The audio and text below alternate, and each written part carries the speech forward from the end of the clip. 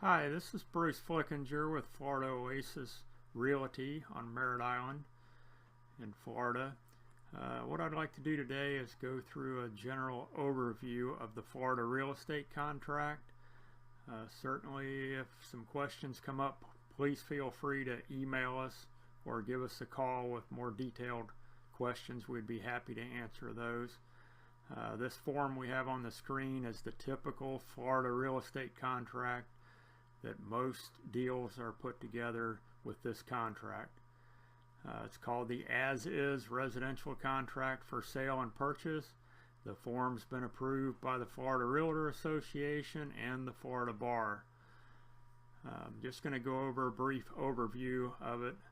The first line is obviously the seller's name. The second line would be the buyer's names.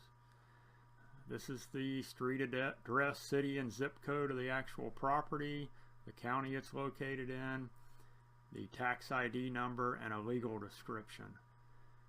Here in paragraph D, we go through the personal property that typically stays with a property when it's purchased.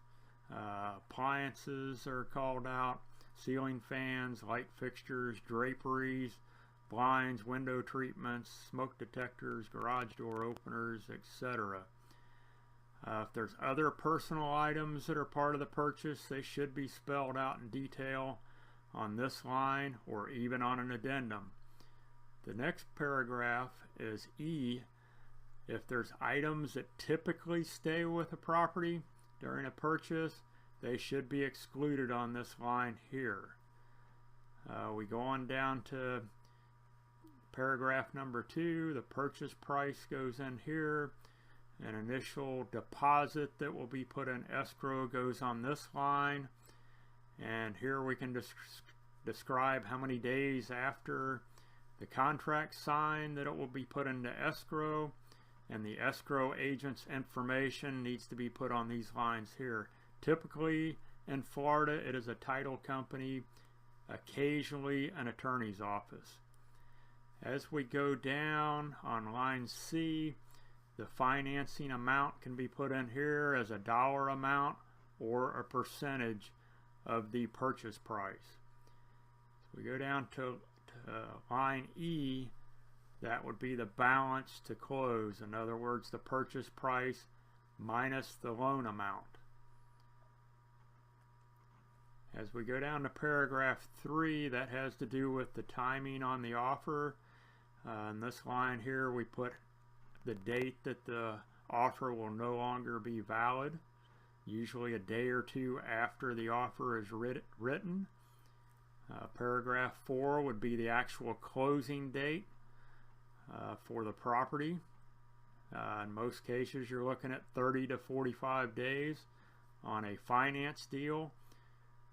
Sometimes on a cash deal, it could be as little as 10 or 12 days. But it has to be agreed upon between the buyer and seller for the official closing date. Let's go on to page number 2. This paragraph just goes through some information about delays that could cause an extension of the closing date.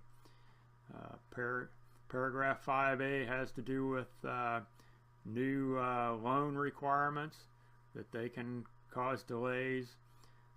Paragraph 5B has to do with acts of God. Can delay closings as well.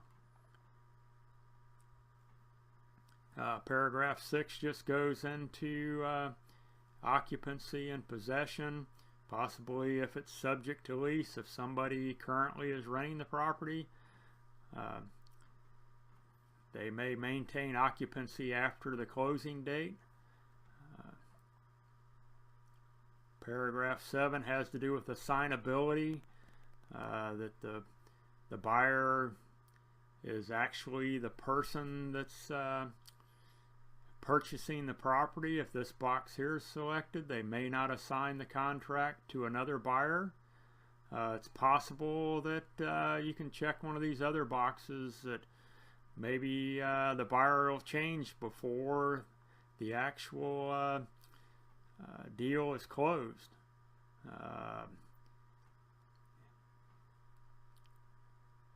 Paragraph number 8 has to do with the financing.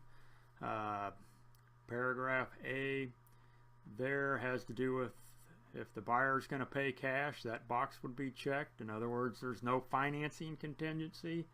Line B has to do with a financing contingency. The parameters of the loan are put into this paragraph, and if the lender cannot meet those parameters, the buyer may back out of the contract and get their deposit back. That's what a financing contingency involves. More on the financing contingency as we go down to paragraph number 9. Paragraph 9 describes what closing costs that the seller typically pays in a Florida real estate deal. Paragraph 9B goes through the costs that the buyer normally pays.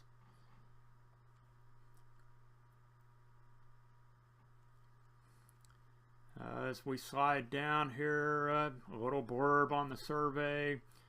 Here's if there's a home warranty, it would be checked here what party is paying for the home warranty. Paragraph F here talks about special assessments, if the seller's going to pay them, if there is any.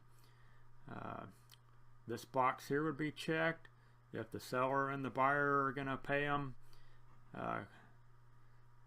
as the installments come due, then this box here would be checked. In most cases, there's no special assessments, so it really doesn't matter, but you certainly need to find out if there is special assessments before you close on a property. Paragraph 10 starts going into some different types of disclosures and terms involved in real estate transactions.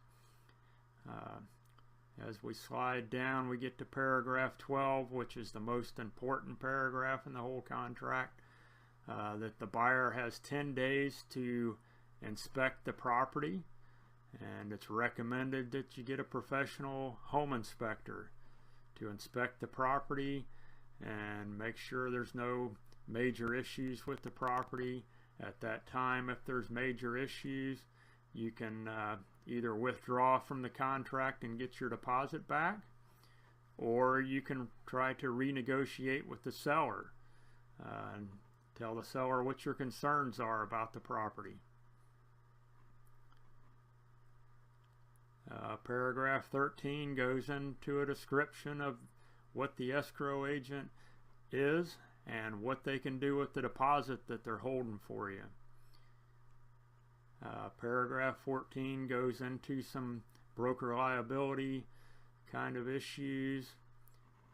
15 talks about if a buyer defaults or a seller defaults, what the process is. Paragraph 16 goes into how disputes are resolved. Paragraph 17 talks about attorney's fees and who will have to pay them. And then paragraph 18 goes through a lot of descriptions of terms that are involved with real estate transactions. If you have any questions about any of this stuff in detail, please feel free to send us an email. We'll be happy to answer your questions. This one here is always interesting. Prorations. Basically, the buyer and the seller will pay taxes and homeowners dues and things like that according to the part of the year that they own the property. Those fees will be prorated accordingly, and that will be on the closing statement at the title company the day of closing. Let's slide through some more terms here.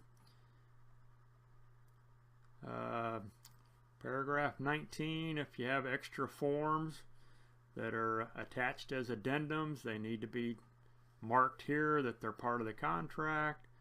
If there's additional terms that need to be spelled out, they can be put here in paragraph 20, or they can certainly be put on an addendum form. And then the last page is the signature page. And that's my brief overview of the contract.